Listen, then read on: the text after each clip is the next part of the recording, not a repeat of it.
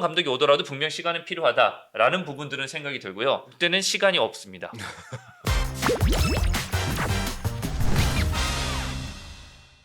새벽 중계하셨는데도 얼굴이 되게 좋네요. 아스날 우승!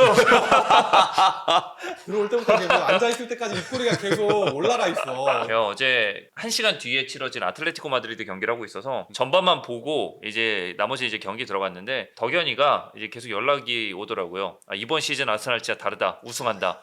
근데 이게 지금 세 시즌째 계속 그랬어요. 덕현이 저한테 이번 시즌 아스날 달라라고 얘기했는데 근데 우승을 못했죠. 네. 세 시즌 다 못했죠. 그쵸. 팬들 중에서도 있어요. 제발 좀 그 적기라는 단어 좀 쓰지 말아라. 니네 때문에 될 것도 안 된다라는 하시는 분들이 있는데 저는 이번 시즌은 그래도 이 정도면 충분히 가능성이 좀 높지 않나. 그래서 오늘 콘텐츠는 그 아스날보다 약간 토트넘에 좀 초점을 맞춰서 콘텐츠를 좀 해보려고 합니다. 지금 오원 위원님이 입고 계신 옷처럼.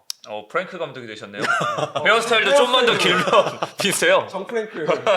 김지수 선수랑 콘텐츠를 찍은 적이 있어요. 네네. 김지수 선수가 프랭크 감독 이야기를 하면서 프랭크 감독 되게 좋은 감독이다. 근데 약팀이 왜 강팀이랑 똑같은 축구를 하려고 하는지 모르겠다. 50대 50 상황을 만들고 거기에서 자꾸 변수를 만드는 게 좀 필요하지 않냐. 그게 저는 북런던 더비에 약간 토트넘이 아스날을 상대하는 준비해왔던 그 모습들과 유사하지 않았나 이런 생각이 들었거든요. 혹시 어떻게 생각하시는지 좀 궁금합니다. 토마스 프랭크 감독이 그러면은 본인이 스스로 생각하기에 토트넘이 훨씬 약팀이라고 생각을 한 거예요. 마인드가 틀려 먹었네.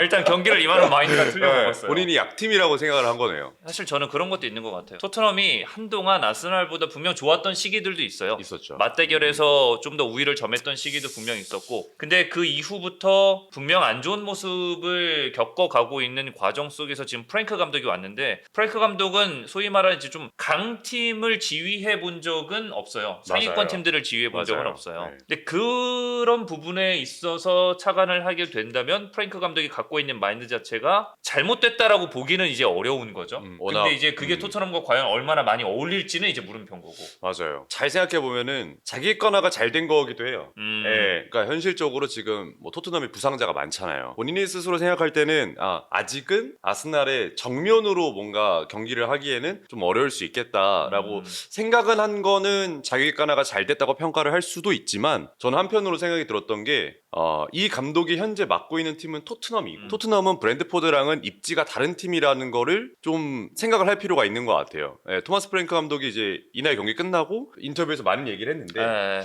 거기서 이제 저희가 조금 내가 토트넘 팬이라고 하면 좀 거슬릴 만한 말은 토트넘은 지난 시즌 17위였다라고 이야기를 했어요. 근데 이건 토트넘이 17위였던 게 이변이고 이상했던 거지 훨씬 더 빅6 안에 들어갈 만한 팀이라는 거를 본인은 좀 생각을 할 필요가 있어 보이고 이러한 뭐 북런던 더비라든지 아니면 강팀들 빅6와의 경기가 이제 앞으로도 계속 있을 텐데 이런 것들의 중요성 사실 더비 매치는 뭐 전술 전략과 별개로 선수들의 동기부여와 팬들의 어떤 마음을 좀 이끌어낼 수 있는 자세도 필요한데 그런 게 준비가 과연 되어 있었냐. 저는 이거는 브랜드포드 시절과는 좀 다르게 생각을 해봐야 되는 거지 않을까 이렇게 생각이 좀 들기도 했습니다. 그 게임 플랜을 한번 좀 저희가 살펴볼게요. 일단 그냥 제일 눈에 들어왔던 거 3백으로 경기 플랜을 첫 번째 짜왔다는 거. 최대한 중앙을 지키면서 그 3백인데 사실상 5백에 가까웠죠. 어차피 골은 중앙에서 나는 거야. 이거 막아야 돼. 약간 이런 마인드였던 것 같아요. 근데 여기에서 자꾸 팀버가 균열을 일으킵니다. 약간 이런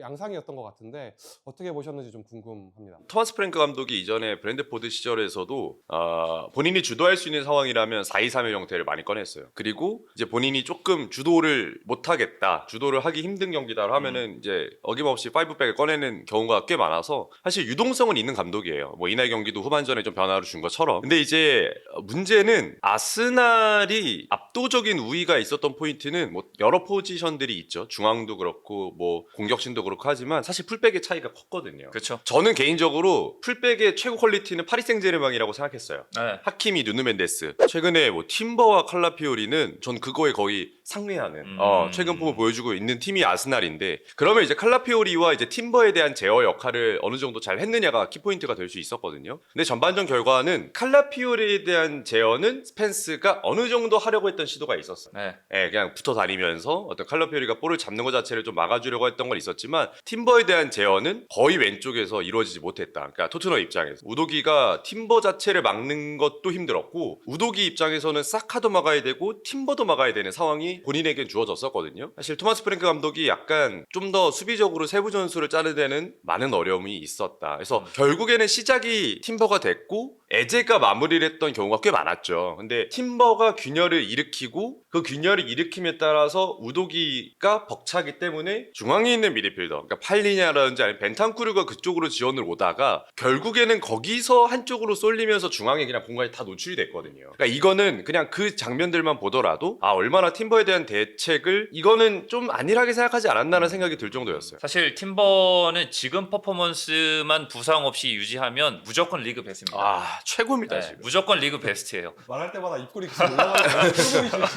네. 들으면서도 약간 저는 최고의, 사실 어떻게 표현을 할 수 있을까라는 생각을 해봐도 이 선수 지금 현폼을 잡을 수 있는 풀백은 없다. 사실 뭐 우원 해설도 이야기했지만 풀백들의 그런 움직임들을 좀 더 저는 자유롭게 만들어주는 건 결국 지금 트로사르와 사카의 역량도 포함이 된다고 생각을 하거든요. 축구라는 스포츠가 결국 죽음의 이지선다가 될 수밖에 없잖아요. 얘 하나를 막으면 이쪽이 뚫릴 거고 그렇죠. 이 전술을 선택하면 여기는 또 하나를 포기해야 되는 거고 그런 과정들 속에서 프랭크 감독은 어쨌든 내려선 이후에 브랜트포드에서도 잘할 수 있었던 그 측면을 활용한 역습의 속도 있는 공격 전개들을 분명 노리고 원했을 텐데 브랜트포드 시절에는 뭐 위사라든지 은베모라든지 이런 선수들이 그런 과정들을 굉장히 관결하게 잘 빠져나갔어요. 물론 토트넘에도 쿠두스가 있긴 합니다만 뭔가 쿠두스 하나에게 전체적으로 시스템을 다 맡기기에는 아스날이 그에 따른 어떻게 보면 대응책도 너무 잘 돼 있었고 그러면 허리 쪽에서 뭔가 풀어지는 그림들이 좀 나와야 되는데 팔리냐도 태클이나 이런 피지컬적인 부분들에 대한 경험은 너무 좋고 뭐 수비적인 보호가 되는 선수긴 하지만 이 선수도 결국 투박한 선수 중에 하나거든요. 그러다 보니까 오히려 볼 전개가 더 안 되고 압박 시퀀스도 어려워지고 아스날이 조금 더 눌려서 경기를 좀 치르지 않았나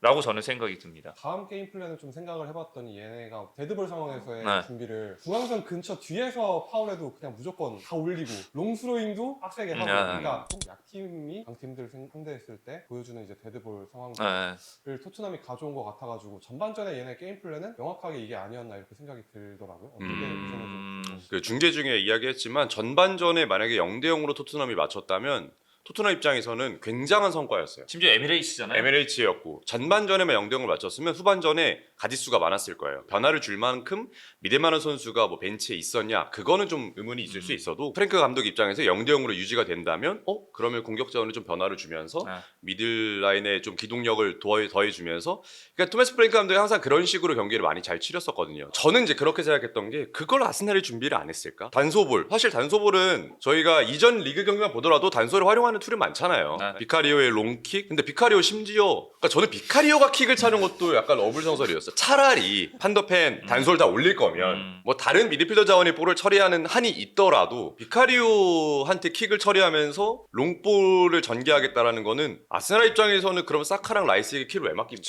예, 킥의 퀄리티가 그만큼 중요하다는 건데 앞서 맨 처음에 설명하셨던 50대 50 싸움이라는 것에 정말 의지를 하는 거죠. 아스날은 50대 50 싸움, 세트피스 싸움에 가더라도 킥의 퀄리티를 높이면서 그 1%의 확률을 높이기 위한 노력을 하는데 그러면 이제 토트넘은 어떤 노력을 했느냐. 골키퍼가 킥이 아무리 좋다고 한다 하더라도 그거를 사실 전반만 그랬던 게 아니잖아요. 그렇죠. 네, 경기 흐름 내내 그렇게 계속해서 맡기고 간다라는 것 자체가 저는 좀 아쉬운 선택이 되지 않았나라는 부분들이 분명 똑같이 있고 세트피스 과정에서 단소를 활용하는 부분들 사실 대부분 팀들은 그게 정해져 있기는 합니다. 시즌 시작하면서 당연히 정해놓은 규칙으로 가야 되는 게 맞잖아요. 네. 그래서 이게 틀렸다라고 보기에는 어렵지만 툴이 한 가지밖에 없었다. 그래서 뭔가 변화 포인트를 주지 못하고 순간적으로 그에 따른 이제 대응이 안 되다 보니 경기 치르는 상대방 입장에서는 같은 것만 한 해만 되면 이거는 뭐 그냥 어서 오세요밖에 그렇죠. 될 수 없는 거죠. 네. 네. 또 하나 이제 제가 느꼈던 게 사실 아스날이 세트피스 공격이 좋잖아요. 세트피스 수비도 좋은 편이죠. 근데 토트넘도 세트피스 공격을 내세울 수 있었다고 한다면 저는 중요했던 건 그럼 코너킥을 어떻게 얻어낼 수 있었는가에 대한 포인트가 있어야 된다고 생각해요. 아스날이 코너킥을 내어준 횟수가 프리미어리그에서 제일 적어요. 그러니까 코너킥을 제일 안 내주는 팀이 아스날이에요. 그러면 토트넘은 본인들이 코너킥을 얻어내기 위한 행동들이 도대체 뭐가 있었느냐. 본인들이 세트피스 준비할 거라였다면. 그러니까 저는 여기에서도 이제 연결고리가 붙지 않더라고요. 뭔가 너무 많은 선수들의 개인 기량에 의존하는 느낌? 실제로 토마스 프랭크 감독은 이전부터 제가 이제 느꼈던 건데 브랜드포드 시절에서도 아주 세부적인 공격 전술을 짰던 감독은 아니에요. 이제 토마스 프랭크 감독의 이 전술과 이해를 직접적으로 선수들이 체득하기 전까지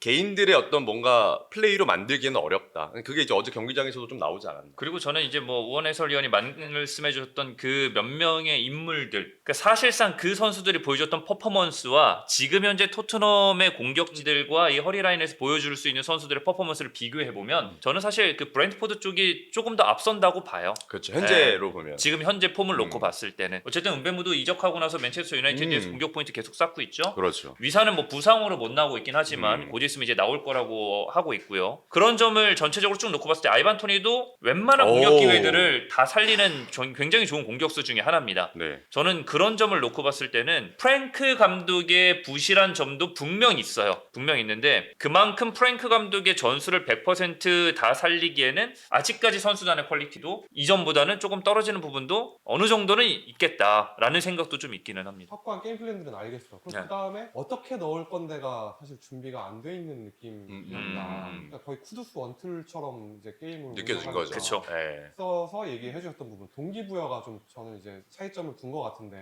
그럼 우리가 좀 전력적으로 떨어져 있다 그러면 우리는 한 팀으로 묶어서 우리가 언더독이니까 투쟁한다 싸운다 약간 이런 느낌이어야 되는데 그런 모습을 토트넘의 전반전의 플레이에서 봤느냐? 라고 하면 전 그것도 아닌 것 같거든요.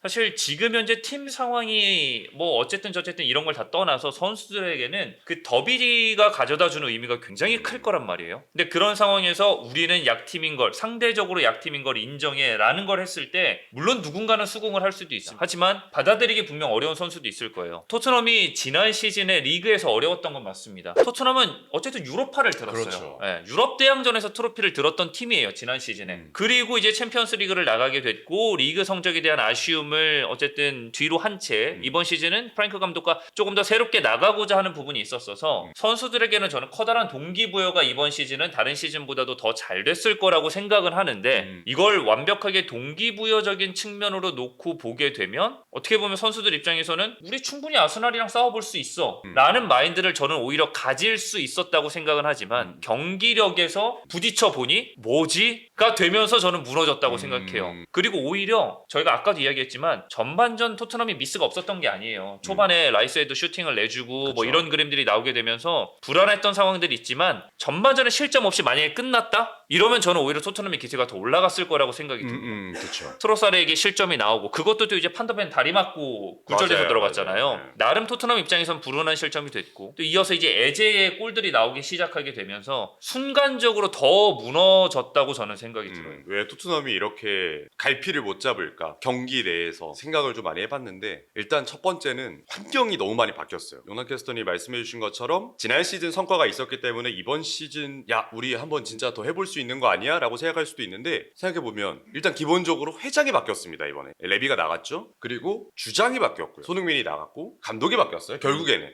어쨌든 포스테글루가 나가고 손캐가 없는 북런던이 제가 알기로 2014년 이후에 거의 한 11년 만이라고 하더라고요. 그러니까 이 환경이 바꿨다는 거에 대해서 저는 이제 토마스 프랭크에 대한 이야기를 좀 하고 싶은 게 포스테쿠글루 감독이 토트넘을 이끌었던 팀의 방식과 정말 극과 극이라 할 정도로 차이가 많이 납니다. 뭐 많은 팬들이 아시겠지만. 그쵸. 근데 이게 이제 선수들에게 얼마나 체득화가 될 수 있느냐의 문제거든요. 기존에는 정말 뭐 저희가 흔히 말해서 무지성 압박이라 할 정도로 라인을 높게 올리는 축구를 하다가 지금은 정말 말도 안 되게 라인을 밑으로 내려서 하니까 선수들은 컴퓨터가 아니에요. 그렇기 때문에 이게 능력치 이렇게 는다고 해서 그대로 발휘되는 게 아니거든요. 실제로 이제 토마스 프랭크가 계속 인터뷰에서 얘기하는 우리는 뭐 시작한 지 뭐 4개월, 5개월밖에 안 됐다라고 이야기하는 것도 전 거기서 이제 나오는 내부적인 문제들을 그냥 외부 인터뷰를 통해서 이야기를 하는 거라고 생각이 들거든요. 뭔가 어수선한 건 맞는 것 같아요. 어수선한 거 맞는 것 같은데 펑크 감독이 이거를 얼만큼 잘 이렇게 다듬고 그 시간을 줄이냐의 문제. 여기에 이제 동기부여도 저는 같이 키워드로 묶일 수 있다고 보여집니다. 시몬스는 정말 다른 의미로 편안하게 축구 잘하더라고요.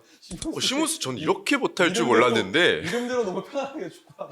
토트넘이 이제 에제를 영입을 못하게 돼서 아 그렇죠. 이제 시몬스가 오게 된 거잖아요. 네. 이미 몇 개 있었잖아요. 네. 네. 토트넘이 지금 선택할 수 있는 가장 최고의 선수 뭐 이런 이야기도 있었고 그만큼 시몬스에게 기대가 있었다는 거죠. 그렇죠. 그리고 분데스리가에서 했었던 플레이들을 보면 나쁘지 않았어요. 그렇죠. 기대를 어, 충분히 할 만한 충분히 자원이었죠. 괜찮았고 시몬스가 확실히 갈피를 좀 못 짜는 느낌은 있는 것 같아요. 예, 그러니까 갈피를 못 짜는 느낌이에요. 내가 여기서 어떤 역할과 어떤 걸 해야 되는지에 대한 본인이 스스로 아직 그러니까 비르츠랑도 조금 비슷하긴 한데 좀 우려가 된다. 경기를 보면서 생각한 게 약간 PTSD가 좀 오는 거예요. 브라질이라든지 이런 강팀을 상대하는 한국 국가대표팀의 그 3백 운영 방식과 너무 흡사했다. 양쪽 윙백들 내려와 있고 5백 되어 있고 이게 강팀을 상대하는 한국 국가대표팀의 모습을 본 게 아닌가. 이게 국가대표로 연결해지니까 굉장히 좀 마음이 무거워지네요. 답답해지고. 네. 아스날과 토트넘의 전력차가 한국과 브라질이다는 아니겠지만 압도당하는 아스날에게 압도당하는 토트넘의 입장에서 봤을 때는 이 방법을 찾는 게 어려웠으니까 이게 도대체 빠져나갈 구멍이 있나? 경기를 보면서도 후반전에 맞다이로 들어와 해가지고 4-2-3-1로 바꾸자마자 입장골 먹히고 거의 끝났잖아요 게임. 근데 저는 차라리 그게 낫다요? 아니 왜냐면 그러고 나서 경기 내용이 조금 좋았던 기간이 있었어요. 한 10분 정도가 후반전에 좋았어요. 압박 레벨 높여서 그냥 위부터 그냥 우리도 압박하겠다라고 하면서 물론 이제 점수차가 벌어져서 아스날에게는 뭔가 그렇게 해도 된다라는 그 좀 플레이가 나왔지만 뭐 저는 차라리 그 완전히 물러설 축구를 할 거라면은 정면 돌파하는 플랜도 어느 정도 생각을 좀 일찍 해보는 것도 나쁘지 않았을 텐데라는 생각도 좀 들었고 근데 저는 이제 토트넘은 로우 블록도 아니고 미드 블록을 세우는데 미드 블록 세우면은 아스날이 땡큐예요. 아스날은 최근에 풀백 잘 쓰는 팀들에게는 아예 눌러서면은 공간이 없으니까 풀백을 사용할 수 있는 툴이 정말 제한돼요. 그러니까 뒤쪽 공간이 없어지잖아요. 완전히 라인에 붙여가지고 뒤로 눌러버리면 그러면 저희가 흔히 말하는 하프 스페이스라고 할 수 있는 공간과 그 윙백의 5백의 윙백의 뒷공간을 죽일 수가 있어요. 그러면 센터백들과 미드필더질의 패스질의 퀄리티가 매우 좋아야지만 그 경기를 풀어나가는데 포인트가 됩니다. 아니면 윙어의 드리블이 된다든지. 근데 아스날은 그거 두 개도 일단 되고 이번에 토트넘은 미들블럭을 세우는 경우가 많았는데 그러니까 하프라인부터 본인들의 지역 그 사이 공간에다가 블럭을 세우는 경우가 많았는데 이 정도의 블럭이라면 현재 아스날은 거의 웬만하면 다 뚫거든요. 칼라피오리 안쪽 들어오고 왼쪽에 트로사르 현재 폼 보면은 거의 왼쪽 윙어 중에서는 제가 볼 때는 프리미어리그 탑 3 뭐 이 정도 안에 든다고 봐도 탑 5? 탑 7? 좀 더 늘려주죠.